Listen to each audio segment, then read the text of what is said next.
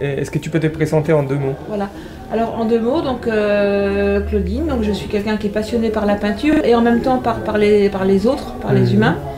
Donc simplement j'ai eu envie au fil du temps d'expérimenter ce que ça pouvait donner de créer à plusieurs. Donc on a commencé dans les espaces publics en impliquant les gens, les passants.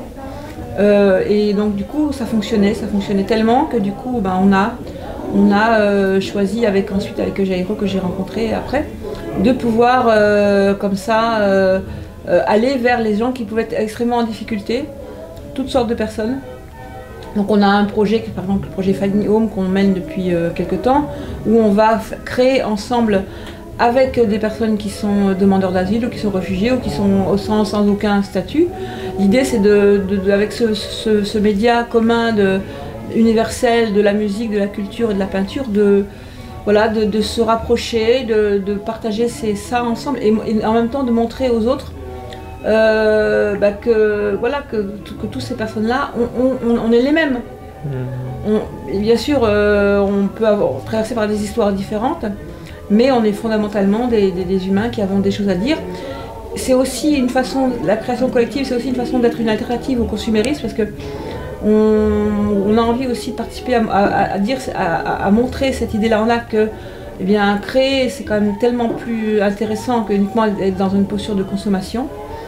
Et puis il y a aussi l'idée de la culture, c'est que dans ce qui nous entoure, cette culture-là, quelquefois elle peut nous paraître éloignée, mais rappeler aux gens que quelque part, ils sont tous créateurs de leur propre culture.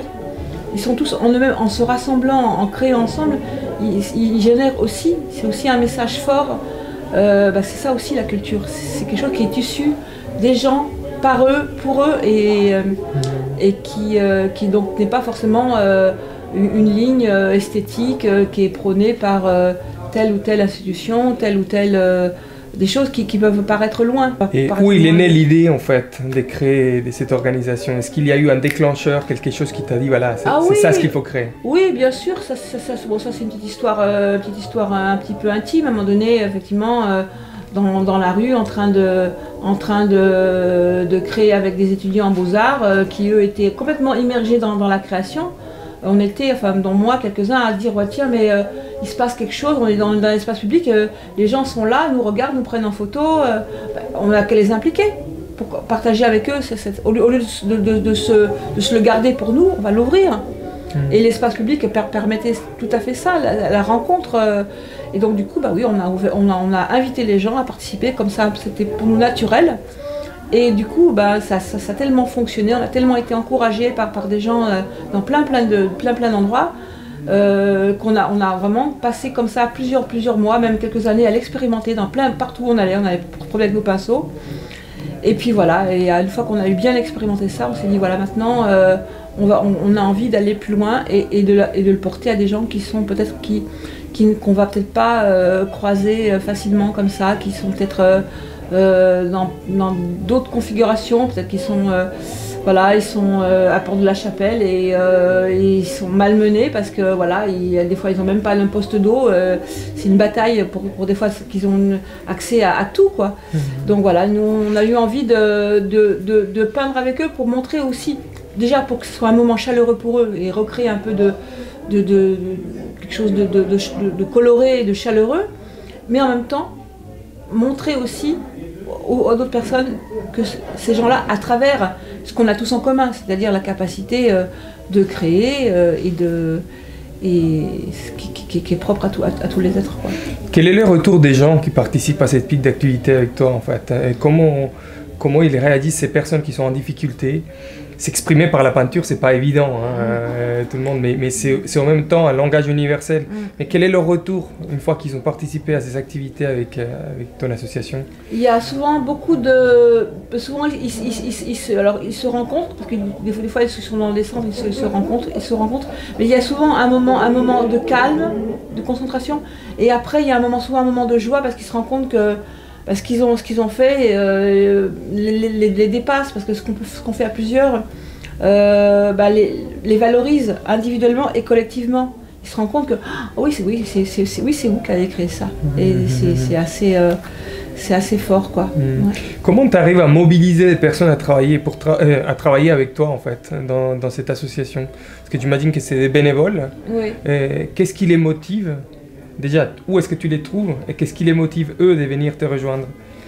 Bah, ce qui les motive, c'est le but même de l'association. C'est ce côté-là de créer ensemble et de découvrir les gens en ayant une activité commune. C'est-à-dire que voilà, on les rencontre et on échange avec eux. Bon, c'est le fait que aussi, c'est aussi une façon de... Bah, des fois, on a envie de se rapprocher des personnes comme ça, des personnes migrantes, parce qu'on en a entendu parler dans les médias, et on a envie d'aller un peu plus loin. Et donc, du coup, c'est une façon aussi de pouvoir les rencontrer et d'avoir un échange d'humain à humain avec eux. Donc, des fois, c'est aussi pour ça. Quand on travaille aussi en milieu hospitalier, donc là aussi, c'est une façon d'avoir un rapport à l'autre qui peut être en difficulté, mais à travers une médiation qui fait que du coup ça facilite la relation. Et alors après on les rencontre partout, on les rencontre quand on fait des actions, on va les rencontrer simplement, des fois quand on travaille aussi dans l'espace public, quand on participe à des forums, on participe à différents... Là cette année on va participer à la nuit du handicap par exemple, donc c'est aussi des moments où on peut rencontrer des personnes. Comment tu finances tout ça en fait? Bon, ça c'est un peu là encore la difficulté, hein. Pour l'instant on essaye d'avoir quelques projets qui sont financés soit par la région, soit par la ville, soit par la mairie du 12e par exemple. Et puis voilà, on essaye aussi de temps en temps faire quelques prestations pour des personnes qui ont les moyens, notamment dans le milieu hospitalier, pour pouvoir avoir quand même un peu, se défrayer un peu par rapport à ça. Okay.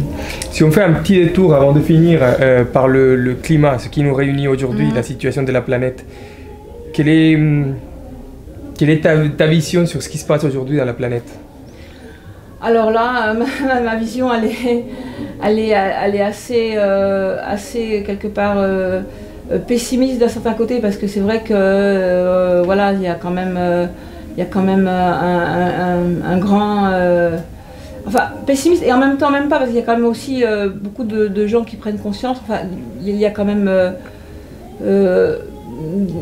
une réalité où c'est comme si on est à bord d'un train et ce train il fonce dans le mur et on est tous dans ce train-là, et donc on a envie d'arrêter ce train-là. C'est ce que font un peu pour moi le mouvement des Gilets jaunes, hein, c'est d'arrêter ce train, on est tous dedans.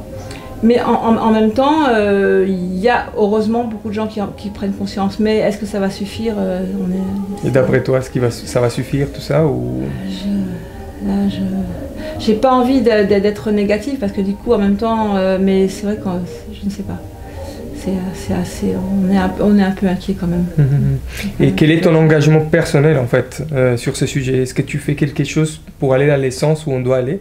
Dans ma consommation, oui, bien sûr. Je suis par exemple quelqu'un qui n'a jamais eu de voiture.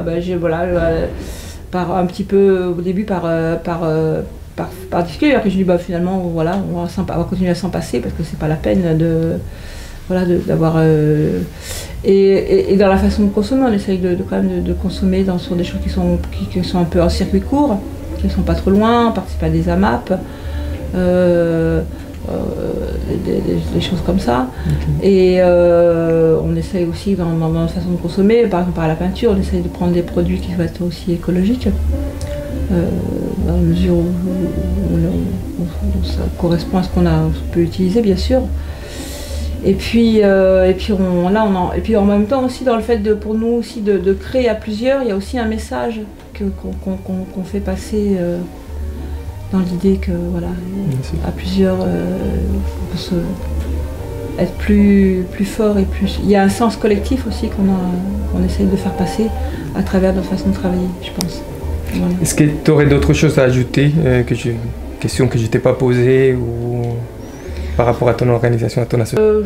Oui, peut-être qu'on travaille pour des personnes en difficulté, mais on travaille aussi beaucoup pour un milieu hospitalier, par exemple, et c'est quelque chose qui est important, qu'on s'est rendu compte que ça pouvait nous apporter beaucoup de choses aussi aux personnes.